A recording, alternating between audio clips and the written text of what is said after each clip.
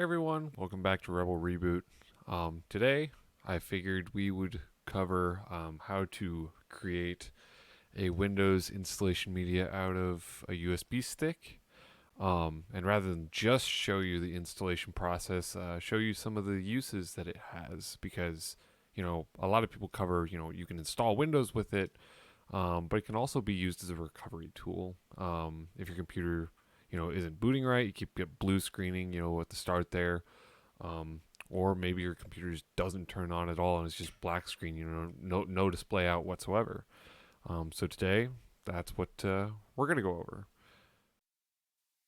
So yeah, to get started, everyone, all you're gonna want to do is open your web browser.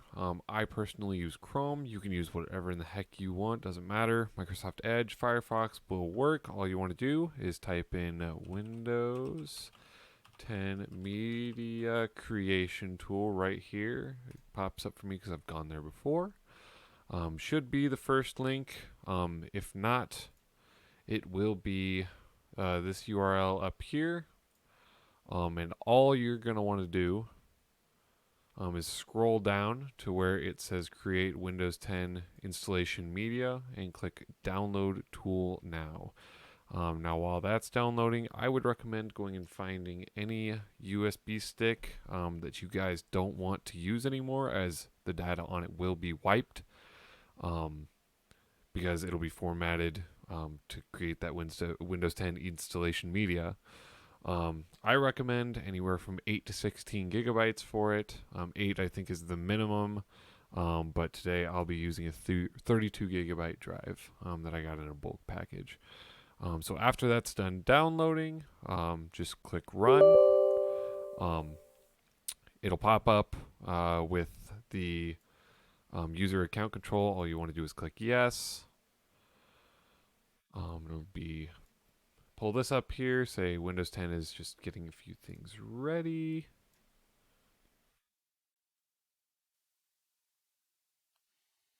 So this is the Microsoft software license terms. If you guys want to read through this, you can. I would recommend it just to know what you're getting into and stuff. But I'm just going to click accept, as I have done this many times before.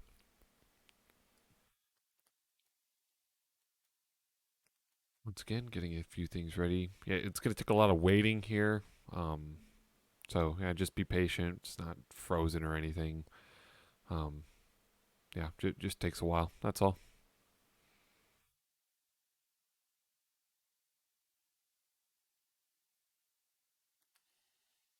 Now, when you get to this part, you can click upgrade this PC now if you want to do it to your own system and just do like a clean install, or if you're upgrading from like Windows 7 or something along those lines. But today we're creating a USB stick.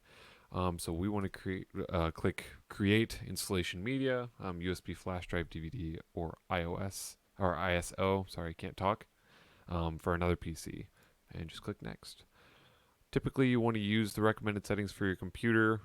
I always recommend, obviously English or whatever language you speak, Windows 10, and then 64-bit. If you're planning on using this on a really, really old computer, you could switch to 32-bit because it's a little more lightweight, easier to run. But usually these settings will work just fine for the majority of computers.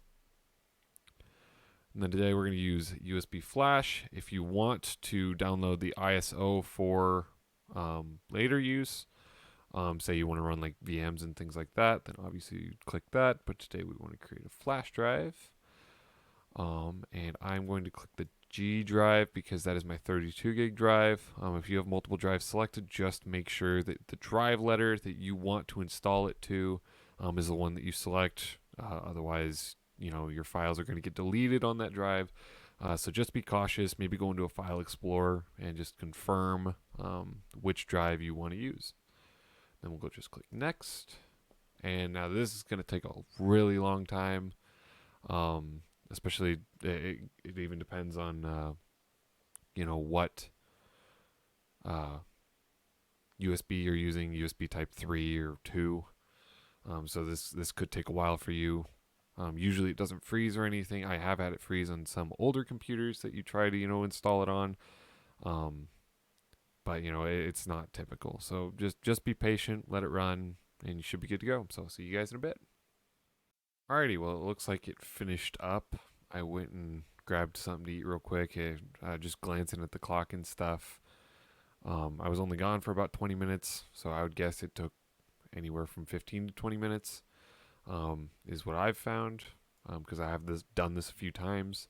And all you guys are going to want to do is click finish, and it'll just, clean things up. And now your USB stick is ready.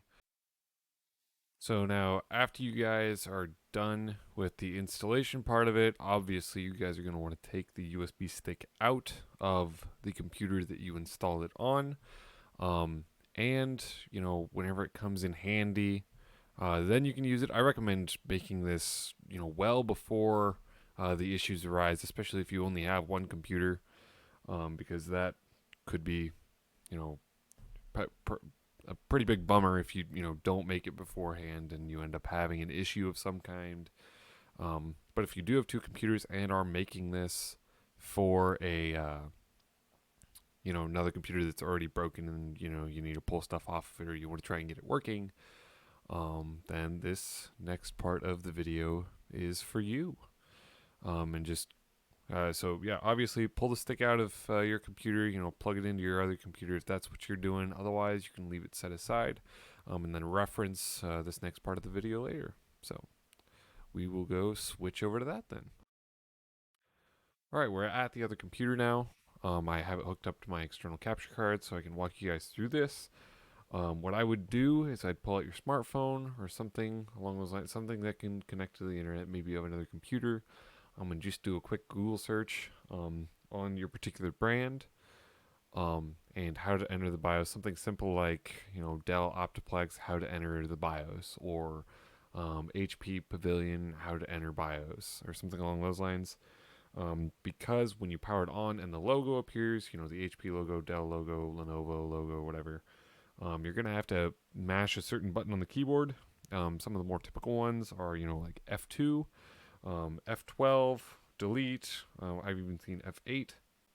But yeah, it's just a good idea to consult, a website.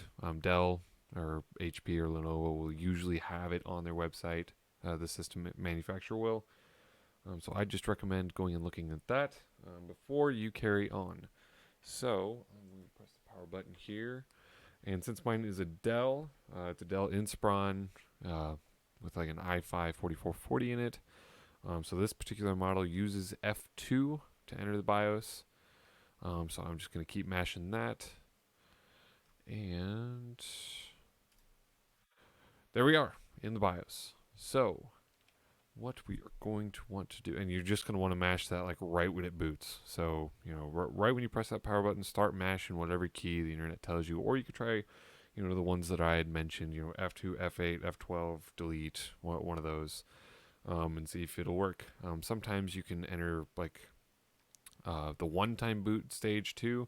I know on my Dell, that's F12, and that'll allow you to boot the USB stick just one time, so it doesn't mess anything else up, because you will want to go back into your BIOS and undo what I'm about to do. So you're going to want to go over to boot.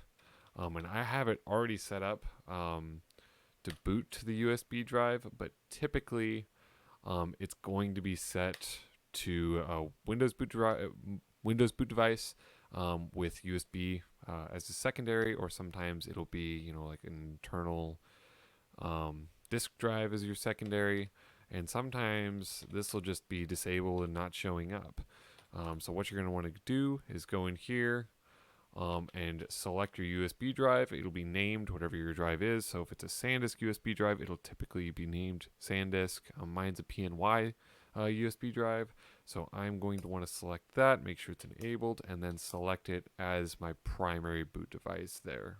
So it'll be my first boot device, so that when I click exit and save here, it'll boot to that instead of the Windows boot partition that is on your hard drive. So go over to exit then, click save and reset, and then it should boot into the Windows installation media here. From here, you're just going to want to click next, select your language and things, and then just continue. And if you want to do like a clean install of Windows on your computer, I'll probably go through that at some point.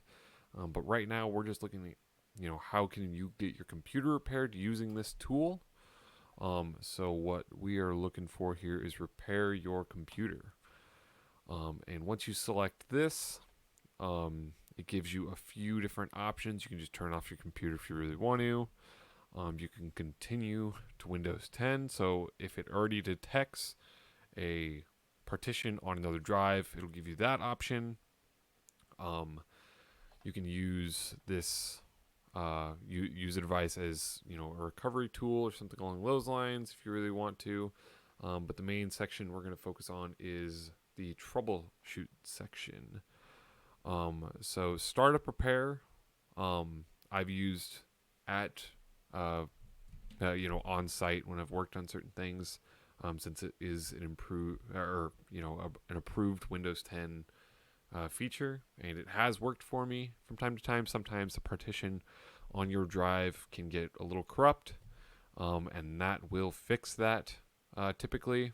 Sometimes it's beyond repair, and that's kind of unfortunate, but I have had this work many times for people to get their computer working again and to prevent blue screens or just not working at all.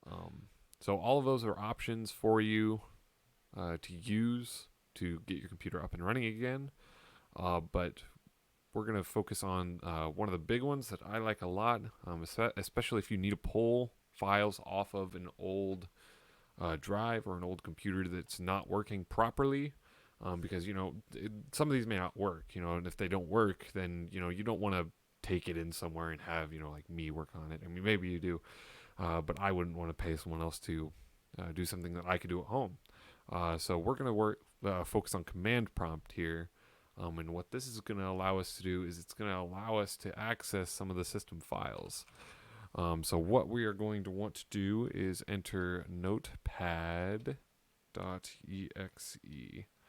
And if I click enter here, that allows me to enter Notepad. And you may think, oh, well, what in the heck is that going to do for me? Is that going to be able to help me in any way, shape, or form? I can type stuff, whoop-de-doo, right? Well, no. You click the open here, and it allows you to access all of your drives and look at any of the files in them. It even allows you to copy them over to another drive if you needed to. So say that you plugged 2 USB sticks in, one for the Windows 10 boot media, and then just another USB drive that you wanted to back things up to. You could. And if you guys want me to demonstrate that, I can. But say that I wanted to just go in and I really want my Epic games. Like I need my Fortnite account really, really badly. Then yeah, I could just go here, click open, go to this PC, go to the drive, go to x64, go to Epic Games, and copy it, and then I could paste if I wanted to. And that is a way that you can back up your files at home if your computer's not working. So I hope that covered some of what the USB stick can do. A lot of people assume that that they have to take it in to a Geek Squad or have to take it into a Staples or Office Depot or anywhere that works on computers, when you can do it at home. And a quick Google search can just kind of show you how to do that. And I hope this video was helpful to you guys. Anyway, before you go, if you liked the video, feel free to leave it a like. If you disliked it, leave a dislike. And just leave down in the leave a comment on anything that you want to see, what you liked about the video, what you disliked, what I can improve on. If the video quality was absolute garbage, if the mic quality was garbage, just let me know. Give me some feedback. And we'll see you next time. Peace.